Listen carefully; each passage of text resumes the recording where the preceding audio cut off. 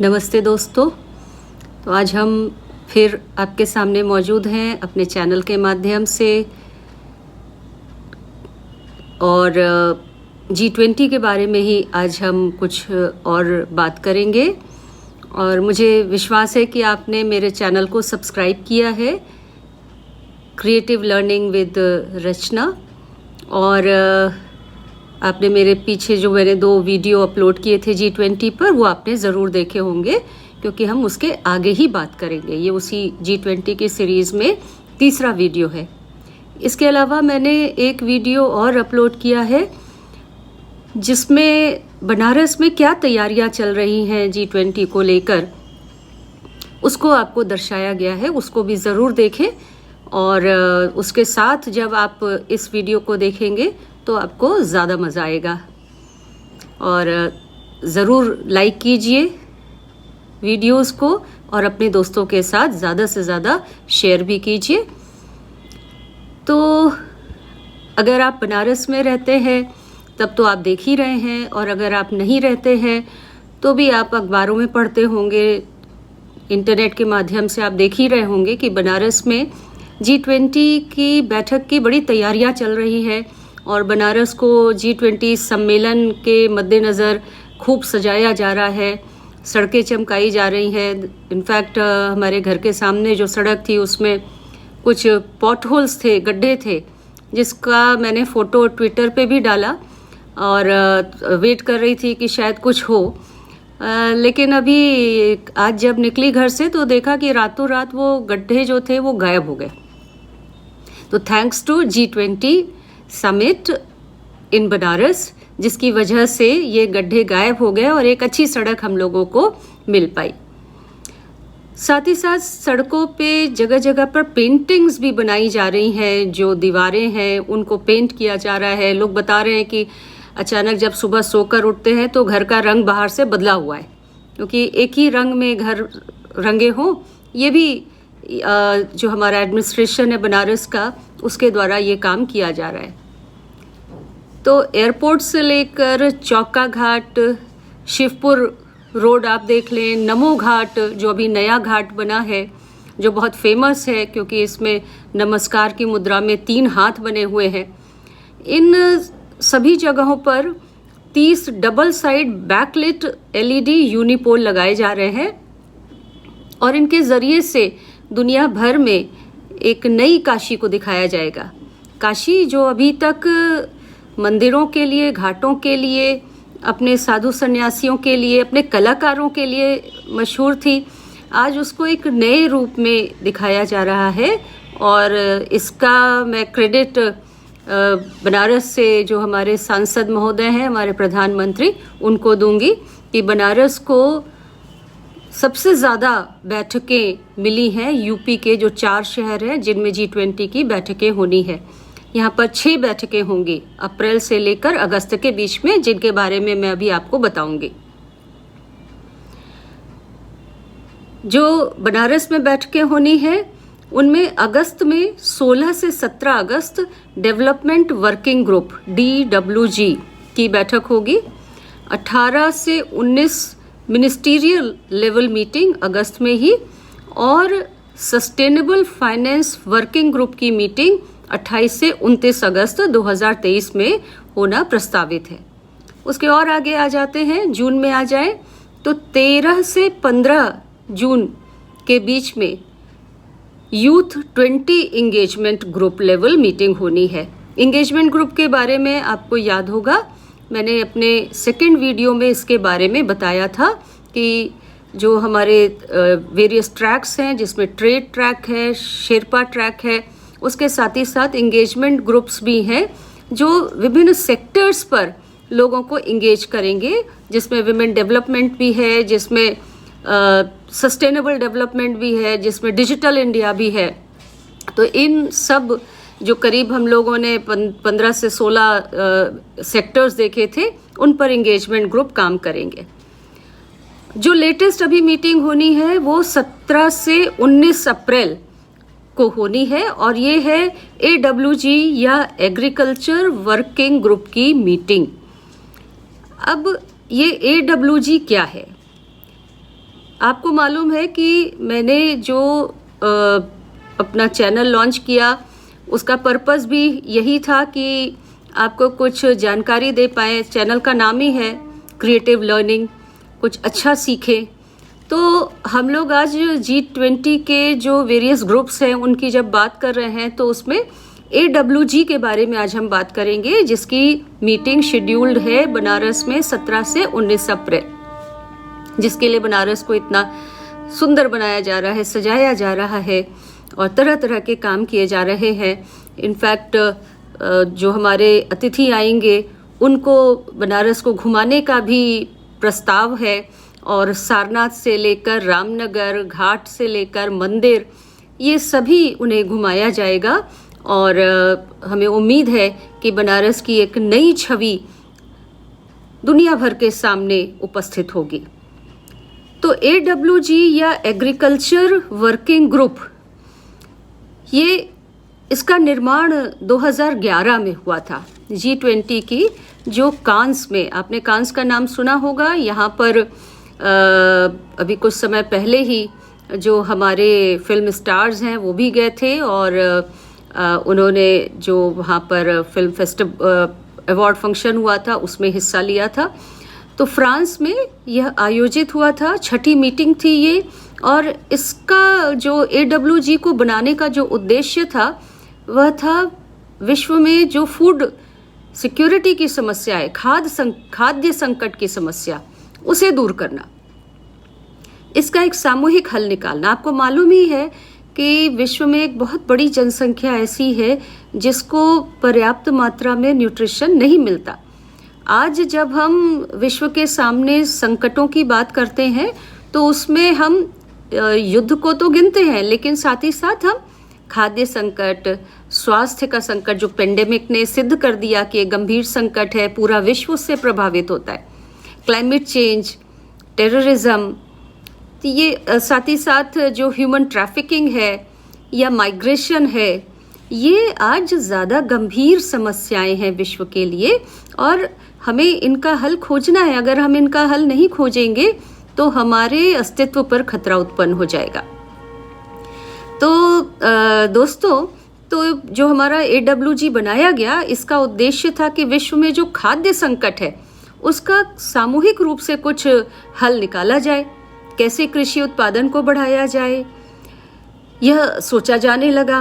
और यहीं पर AMIS यानी एग्रीकल्चरल मार्केट इंफॉर्मेशन सिस्टम को लॉन्च किया गया। तो ये एक नए तरीके का सिस्टम था और इसको लॉन्च किया गया जिससे कि किसानों और जो हमारे प्रोड्यूसर्स हैं उन तक ये सारी जो सूचनाएं हैं कृषि के क्षेत्र में जो विकास हो रहा है वो सब उन तक पहुंच सके। कृषि वैज्ञानिकों की भूमिका अब बहुत महत्वपूर्ण हो गई थी क्योंकि उन्हें ही बताना था कि कैसे बदलते हुए जलवायु में हम अपने अनाज को बचा पाए। आप तो देख ही रहे हैं कि अभी किस तरीके से क्लाइमेट एकदम अनप्रेडिक्टेबल हो गया है, कभी ठंड पड़ने लगती है, कभी पानी बरसने लगता है। अभी भी आप देख रहे हैं कि उत्तर भारत में कम से कम ये कहा जा रहा है कि गेहूं की फसल बहुत ख़राब हुई है क्योंकि मार्च में जिस तरह से आंधी और पानी आया, आम को बड़ा नुकसान पहुंचा है और माना जा रहा है कि आगे आने वाले समय में गेहूं और आम दोनों की कीमतें बढ़ जाएंगी। तो कृषि वैज्ञानिक भी इस समूह के माध्यम से मिल रहे हैं और कैसे समस्या का हल निकालें उस पर विचार भी कर रहे हैं। तो AMIS के साथ ही साथ एक और यहाँ पर कार्य किया गया, वो कल्चर पर एक एक्शन प्लान बनाया गया। तो फूड प्राइस वोलेटिलिटी और एग्रीकल्चर पर एक एक्शन प्लान बनाया गया और इस तरीके से AWG के द्वारा जो सदस्य देश हैं जिसमें विकसित और विकासशील दोनों ही शामिल हैं, उनके बीच में एक सामंजस्य, एक पॉलिसी कंसेंसस उत्पन्न करने की कोशिश की गई। और अभी जब बनारस में ये ग्रुप मीट करेगा तब भी उसका यही काम होगा कि कैसे कृषि क्षेत्र में सहयोग उत्पन्न किया जाए। आपको भारत की G20 की जो अध्यक्षता है उसका थीम आपको याद होगा। हमने आपको बताया था अपने शायद तीसरे वीडियो में, जिसमें हमने लोगो और थीम की बात की थी, और ये था वसुधैव कुटुंबकम, यूनिवर्सल ब्रदरहुड, और उसके साथ ही साथ जो टैग लाइन थी वो थी one earth, one family, one future. यानी पूरा अर्थ ही कैसा है, एक परिवार के समान है, और हमारा फ्यूचर एक दूसरे से बंधा हुआ है। तो इसी को ध्यान में रखते हुए AWG के जो सदस्य हैं, G20 देशों के जो सदस्य हैं, वो मिलेंगे और कृषि और खाद्य सुरक्षा के क्षेत्र में कोऑपरेशन कैसे लाया जाए इस पर चर्चा करेंगे। इनफैक्ट सदस्य देशों के लिए एक ये मौका है कि वो एक ऐसी पॉलिसी बनाएं जिससे कि ग्लोबल इकोनॉमिक स्टेबिलिटी उत्पन्न हो सके और साथ ही साथ सस्टेनेबल ग्रोथ अचीव की जा सके। आज हम सतत विकास की बात करते हैं। आज हम बात करते हैं कि हम तो अनाज खाएं ही, लेकिन साथ ही साथ हमारी जो फ्यूचर जनरेशन्स हैं उनके लिए भी हम छोड़ कर जाएं, हम सारे जो रिसोर्सेज हैं उन्हें इस्तेमाल ना कर डालें, समाप्त ना कर दें। तो ये जो दो विषय हैं, ग्लोबल इकोनॉमिक स्टेबिलिटी और सस्टेनेबल ग्रोथ को अचीव करना, ये AWG का मुख्य उद्देश्य होगा उनकी मीटिंग का, जो वो जगह जगह पे कर रहे हैं, जिसमें जो तीसरी मीटिंग है वो बनारस में होगी 17 से 19 अप्रैल के बीच में। आज क्लाइमेट चेंज की वजह से फसलें प्रभावित हो रही है और प्रोडक्टिविटी भी कम हो रही है, और जो ग्लोबल वैल्यू चेन में गैप्स उत्पन्न हो रहे हैं, खाद्य असुरक्षा है, और कृषि क्षेत्र में काम करने वाले लोग बेरोजगार हो रहे हैं। तो इतनी सारी समस्याएं हैं, अनएम्प्लॉयमेंट से लेकर फूड इनसिक्योरिटी तक, और इनका हमको हल ढूंढना है मिलजुल कर। आज का जो विश्व है वो अकेले कोई देश काम नहीं कर सकता। आज cooperation is extremely important. Pandemic ने भी ये सिद्ध कर दिया कि अगर एक को कष्ट है तो दूसरे को भी होगा, और उस कष्ट का जो हल है वो सबके साथ शेयर करना ज़रूरी है, वरना कष्ट समाप्त नहीं होगा।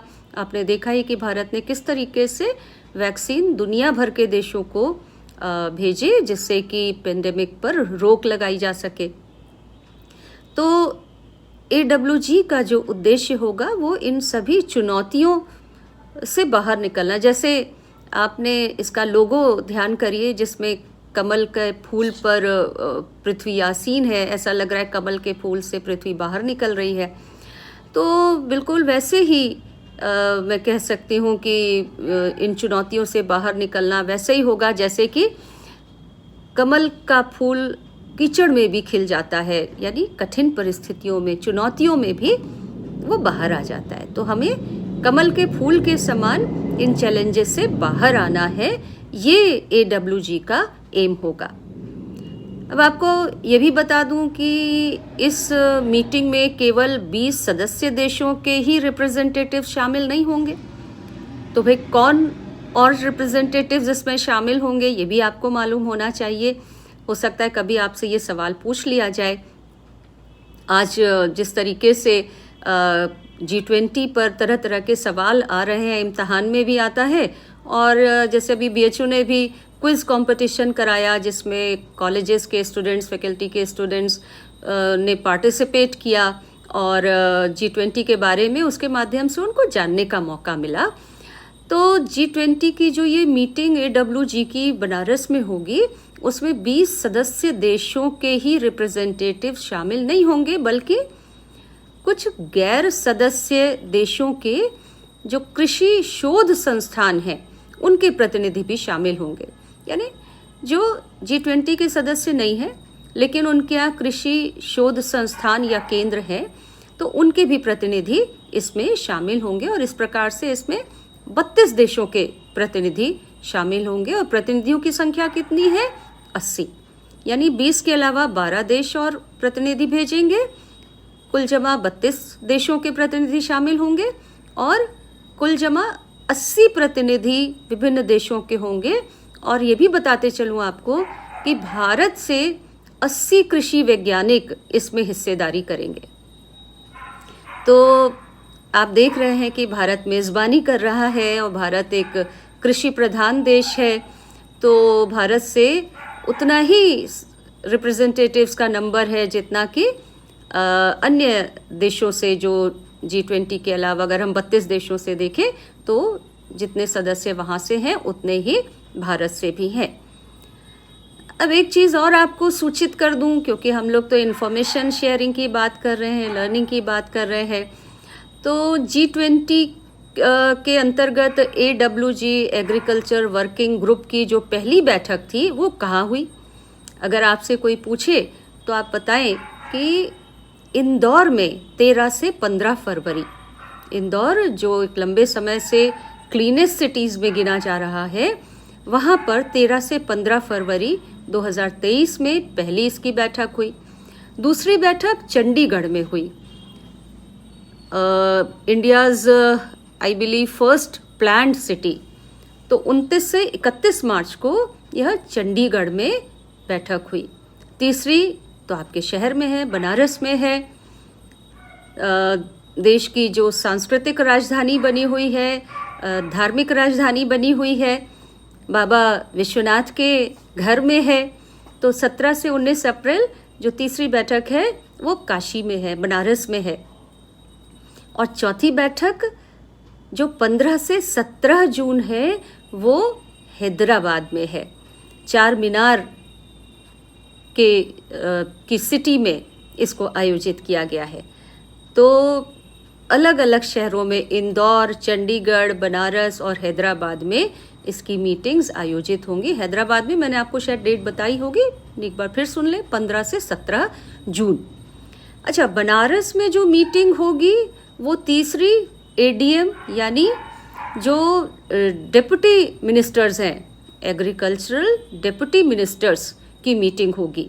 और साथ ही साथ G20 agriculture ministers meeting AMM, यानी 2 यहाँ पर मीटिंग प्लान्ड है, तीसरी ADM और G20 AMM agriculture ministers meeting. पहला एग्रीकल्चर डिप्टी मिनिस्टर्स और दूसरा एग्रीकल्चर मिनिस्टर्स मीटिंग आयोजित होगी। अलग अलग स्तरों की मीटिंग्स हैं जो जगह जगह पर आयोजित हो रही हैं। मैंने आपको बनारस के बारे में बताया है। तो मुझे लगता है कि AWG की जो बनारस में बैठक होनी है उसके बारे में मैंने आपको कुछ जानकारी दी है, और बनारस इंतज़ार कर रहा है G20 के सदस्यों का कि वो यहाँ पर आएँ और जो भारत काशी की मेज़बानी है उसका आनंद लें। साथ ही साथ एक बात और चलते चलते मैं आपको बताना चाहूँगी, शायद आपके कभी काम आ सके, कि G20 की जो ये वार्षिक बैठक भारत में हो रही है वो 18वां शिखर सम्मेलन है, 18th शिखर सम्मेलन है। 17वां शिखर सम्मेलन कहाँ पर हुआ? अगर आपने मेरे बाकी वीडियोस देखे हैं तो आप बता सकते हैं। जब हमने ट्रोइका की बात की थी तो हमसे पहले किसने किया था? तो बाली, इंडोनेशिया में इसका आयोजन किया था। और उसका विषय क्या था? जैसे हमने विषय चुना है वसुधैव कुटुंबकम, तो उसका विषय, चूँकि उस समय हम पेंडेमिक से बाहर आ रहे थे, हम यूक्रेन और रूस की लड़ाई को देख रहे थे, उसी समय शुरुआत हुई थी। तो उसका जो टैगलाइन थी, जो थीम था, जो विषय था, वो रिकवर टुगेदर, रिकवर स्ट्रॉन्गर। इस विषय के तहत इस जो बाली में जो वार्षिक बैठक हुई थी उसे आयोजित किया गया था। तो AWG के बारे में आप और जानना चाहेंगे तो आप ज़रूर कमेंट लिखें, मैसेज करें, तो इसके बारे में कुछ और मैं आपको जानकारी दे पाऊँगी। अभी जो बेसिक जानकारी है वो हमने आपको दी है। आई होप कि आपने इसको एंजॉय किया होगा। और आपके परीक्षा के लिए, परीक्षा का समय चल रहा है सभी यूनिवर्सिटीज़ में, बनारस हिंदू यूनिवर्सिटी में भी, और ज़रूर G20 पर प्रश्न पूछे जाएंगे। शॉर्ट क्वेश्चंस भी पूछे जा सकते हैं, जैसे AWG पर ही पूछा जा सकता है, या जो अन्य डेवलपमेंट ग्रुप्स हैं उनके बारे में पूछा जा सकता है। तो आप ज़रूर इसको पढ़ें, सुने, अपने दोस्तों के साथ भी शेयर करें और मेरे चैनल को सब्सक्राइब करें, तभी ये चैनल आगे बढ़ेगा और मुझे प्रोत्साहन मिल पाएगा। तो आप सामान्य ज्ञान के अंतर्गत जो प्लेलिस्ट है मेरे चैनल में, उसके अंदर G20 से संबंधित 4 वीडियो है। एक वीडियो जैसा मैंने आपको बताया शेखर्स ट्रैवल प्लस ब्लॉग्स का भी है, जिसमें G20 के लिए जो ग्राउंड पर तैयारियां चल रही हैं उसको बहुत सुंदर तरीके से दिखाया गया है। तो उसको भी देखें और चैनल को सब्सक्राइब करें। तो थैंक यू सो मच। और अभी तो रात हो गई है, तो शब्बा खैर, गुड नाइट। और साथ ही साथ again what you have to do, you have to subscribe to my channel. इसको आपको आगे बढ़ाना है। अभी 7 दिनों में 207 करीब हमारे सब्सक्राइबर्स हुए हैं। इसको हमको और आगे बढ़ाना है। मेरी आप सबसे यही अपील है। Thank you so much.